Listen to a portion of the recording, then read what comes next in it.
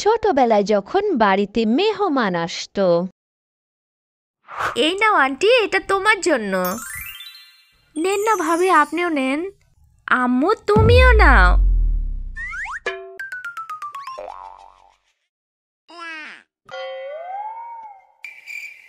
থাক না ভাবি, ছোট মানুষ। মেহমান চলে যাওয়ার সময় এই নাও মামনি, এই টাকা দিয়ে তুমি চিপস কিনে খাবে। আরে না না ভাবি, এসব দেওয়া লাগবে কেন? থাক, এসব দেওয়া লাগবে না।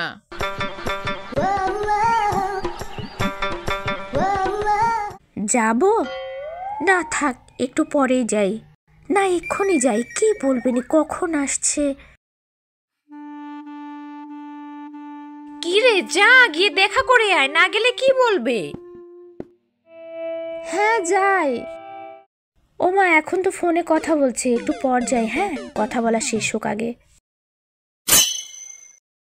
এবার যাই না, মা আসুক তারপর যাই। তুই আর লোক সমাজে চলতে শিখলি না। ধুর, এবার যাবই। আরে রাফিয়া, কেমন আছিস? এদিকে আয়, বস। আল্লাহ, মেয়েটা কেমন শুকিয়ে গেছে।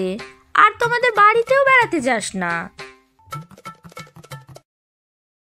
অনেকক্ষণ থেকে তো উনি কথা বলছে, এবার আমার কিছু বলা উচিত। কিরে, চুপচাপ আছিস কেন? কিছু বল। ছোটবেলা তোমাকে পাতা দিতিস না, এত লাজুক হয়ে গেছিস। না ও ঠেলা, এমনিতেই কথা খুঁজে পাচ্ছে না, তার উপর আবার। না, এবার বলেই ফেলি। কিন্তু কি বলবো? আপনি ভালো আছেন তো? আরে ধুর, এখন বলবো কেন? প্রথমে তো বলেইছি। আপনার শরীর ভালো আছে তো? আরে বাবা, আসলে রাফিয়া খুব লাজুক স্বভাবের হয়েছে, ওর বড় বোনদের মতো হয়নি। হ্যাঁ ভাবি, তাই তো দেখছি। আর আপনার বড় মেয়েগুলো কি কথা বলে ভাবি। শুরু হয়েছে আবার।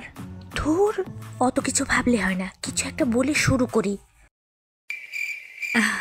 আন্টি, আপনি কখন যাবেন?